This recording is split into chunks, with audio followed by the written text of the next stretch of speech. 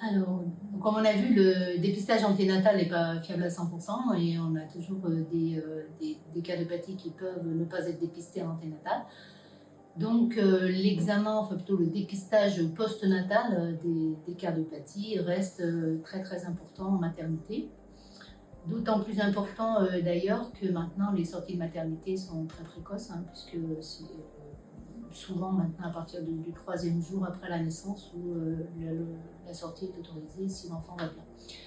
Alors le dépistage postnatal pour la recherche d'une cardiopathie, d'une anomalie cardiaque, c'est tout d'abord bien sûr l'examen clinique. Alors l'examen clinique, ça va être de voir le comportement alimentaire de l'enfant. C'est un point très important de voir comment l'enfant arrive à s'alimenter.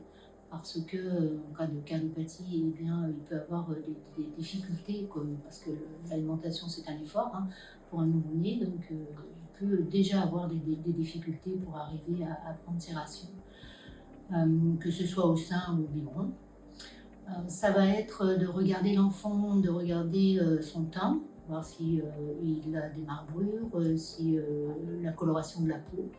Un point spécifique pour les cardiopathies, c'est ce qu'on appelle la cyanose, c'est la coloration bleue de la peau et des téguments, des muqueuses. Et donc cette cyanose, ça peut traduire une hypoxie, c'est-à-dire un défaut d'oxygénation parmi les cardiopathies congénitales, mais des cardiopathies qui entraînent un défaut d'oxygénation.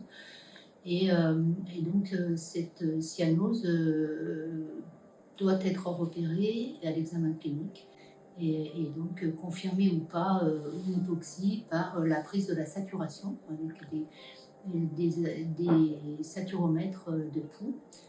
On peut mesurer la saturation d'oxygène et la normalité chez les enfants, chez les nouveau-nés, c'est d'avoir une saturation supérieure à 97% sous air. Et en cas d'hypoxie, eh bien, on fait un test à l'oxygène pour voir si l'oxygène permet de réaugmenter l'oxygénation de la saturation. Et en cas de cardiopathie, ce qu'on appelle cyanogène, congénitale cyanogène, eh bien, la saturation n'est pas réaugmentée, en tout cas corrigée par l'oxygène. Ensuite, l'examen clinique, eh bien, c'est aussi de rechercher les poux, et en particulier les poux fémoraux, mais aussi les poux aux membres supérieurs, et de comparer les poux entre les membres supérieurs et les membres inférieurs. Donc ça, c'est un élément important parce que dans une cardiopathie qui s'appelle la coarctation de l'aorte, eh bien, on va avoir une diminution, une abolition de la perception des poux, c'est-à-dire la pulsation artérielle au niveau des membres inférieurs. On recherche également si le bébé respire trop vite. La polypnée, c'est quand on a une respiration trop rapide, mais la polypnée, ça peut être un signe de décompensation cardiaque chez les nouveau-nés. Et également l'augmentation du volume du foie, qui traduit la congestion du foie à cause du défaut de fonctionnement du cœur et de la circulation, avec une congestion du foie qui va s'engorger, qui va se congestionner et donc devenir trop gros à l'examen clinique. Donc cet examen, il doit être fait au premier jour de vie. Alors, en dehors de ce qu'on appelle l'inspection, donc regarder l'enfant et la palpation, on a aussi l'auscultation. Donc l'auscultation, ça permet de dépister un souffle. Et un souffle chez un nouveau-né, c'est toujours quelque chose qui n'est pas normal et qui doit faire rechercher une anomalie cardiaque.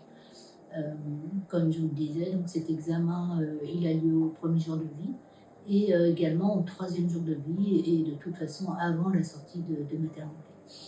Alors, bien sûr, le deuxième point important à la maternité, c'est d'informer les parents. Il est important que les parents puissent être informés des symptômes qui peuvent faire évoquer un problème cardiaque chez le bébé. Donc ça va être de les informer sur bien surveiller le comportement alimentaire, mais ça souvent quand même les parents s'aperçoivent de la problématique quand le bébé n'arrive pas à finir ses rations. Donc le comportement alimentaire, la respiration, le teint, et puis également des symptômes comme des vomissements anormaux et surtout une stagnation du poids.